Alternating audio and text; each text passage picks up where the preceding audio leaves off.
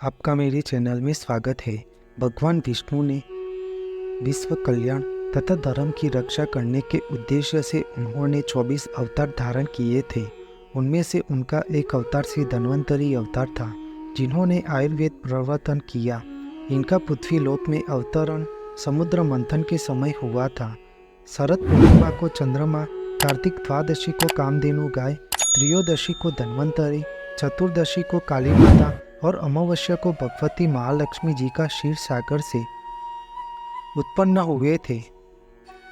इसलिए दीपावली के 2 दिन पूर्व धनतेरस को भगवान धन्वंतरी का अवतरण धनतेरस के रूप में मनाया जाता है। इसी दिन इन्होंने आयुर्वेदों का भी प्रादुर्भाव किया था। इन्हें भगवान विष्णु का स्वरूप कहते हैं, जिनकी 4 भुजाएं हैं। ऊपर की दोनों भुजाओं में शंख और चक्र धारण किए हुए हैं, जबकि 2 अन्य भुजाओं में से एक हाथ में जलूका और औषध तथा दूसरे हाथ में अमृत कलश लिए हुए है। यहाँ विशेष उल्लेख धन्वंतरी नीलकंठ का ग्रंथ है, जो धन्वंतरी के औषधीय पौधों को पूरी तरह से स्पष्ट करता है।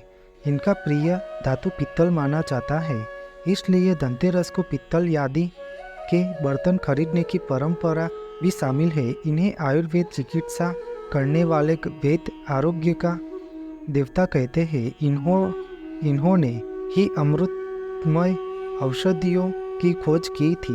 इनके वंश में दिवोदास हुए, जिन्होंने शल्य चिकित्सा का विश्व का पहला विद्यालय काशी में स्थापित किया, जिसके प्रधानाचार्य सुश्रुत बनाए गए थे। सुश्रुत दिवोदास के ही शिष्य और ऋषि विश्वामित्र के पुत्र थे। उन्होंने ही शत सहित लिखी थी। सुश्रुत विश्व के पहले सर्जन शल्य चिकित्सक माने जाते थे।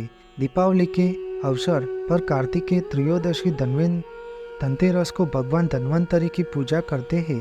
त्रिलोकी के व्योम रूपी समुद्र के मंथन से उत्पन्न विष का महारुद्र भगवान महादेव ने विषपान किया था। धन्वंतरी ने अमृत प्रदान किया और इस प्रकार काशी कालजयी नगरी बन गई।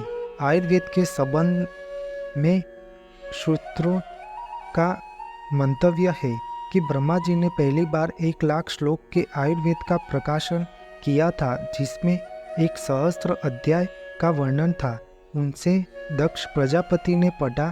तद उपरांत उनसे अश्विनी कुमारों ने पढ़ा और उनसे इंद्र ने पढ़ा। इंद्रदेव से धन्वंतरी ने पढ़ा और उन्होंने सुनकर सुश्रुत मुनि ने आयुर्वेद की रचना की। भाव प्रकाश के अनुसार आत्रेय आदि मुनियों ने इंद्र से आयुर्वेद का ज्ञान प्राप्त कर उसे अग्निवेश तथा अन्य शिष्यों को ज्ञान दिया। इसके उपरांत अग्निवेश तथा अन्य शिष्यों के तंत्रों को संकलित तथा प्रतिसंस्कृत कर चरक द्वारा चरक संहिता के निर्माण का भी आख्यान है। वेद में वेद के संहिता तथा ब्राह्मण भाग में भगवान धन्वंतरी का कहीं नाम का उल्लेख भी नहीं है। महाभारत तथा पुराणों में विष्णु के अंश के रूप में उनका उल्लेख हुआ मिलता है। उनका प्रादुर्भाव समुद्र मंथन के बाद निर्गत कलश से अड़ंग के रूप में हुआ। समुद्र के निकलने के बाद उन्होंने भगवान विष्णु से कहा कि लोक में मेरा स्थान और भाग निश्चित कर दे। इस पर विष्णु ने कहा कि यज्ञ का विभाग तो देवताओं में पहले ही हो चुका है, अतः यह अब संभव नहीं है। देवताओं के बाद आने के कारण तुम ईश्वर नहीं हो, अतः तुम्हें अगले जन्म में सिद्धियां प्राप्त होगी और तुम लोक में प्रसिद्ध होगे। तुम्हें उसी शरीर से देवत्व प्राप्त होगा और दिचाती गण तुम्हारी सभी तरह से पूजा करेंगे।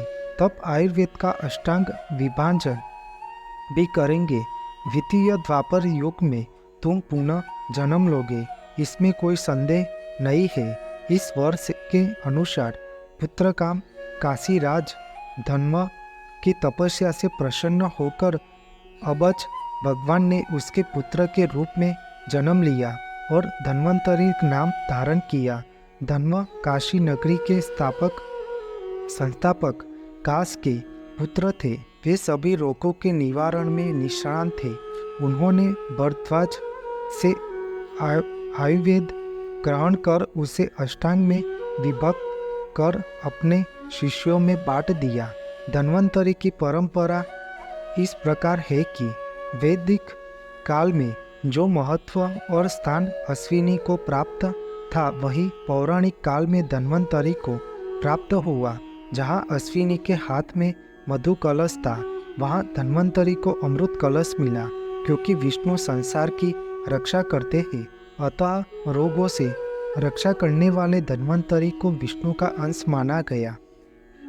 विष विद्या के संबंध में कश्यप और तक्षक नाग का जो संवाद महाभारत में आया है, वैसे ही धन्वंतरि और नाग देवी मनसा का ब्रह्म वैवर्त्य पुराण में आया है।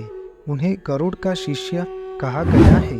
दीपावली से 2 दिन पहले धनतेरस पर भक्त अपने और दूसरों के लिए अच्छे स्वास्थ्य का आशीर्वाद पाने के लिए धन्वंतरि से प्रार्थना करते हैं।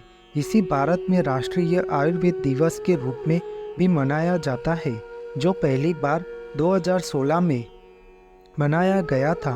आपको मेरी यह माहिती अच्छी लगी हो तो मेरे चैनल को लाइक, शेयर, कमेंट, सब्सक्राइब करें और बेल आइकन को दबाना ना भूलें। जय स्वामीनारायण।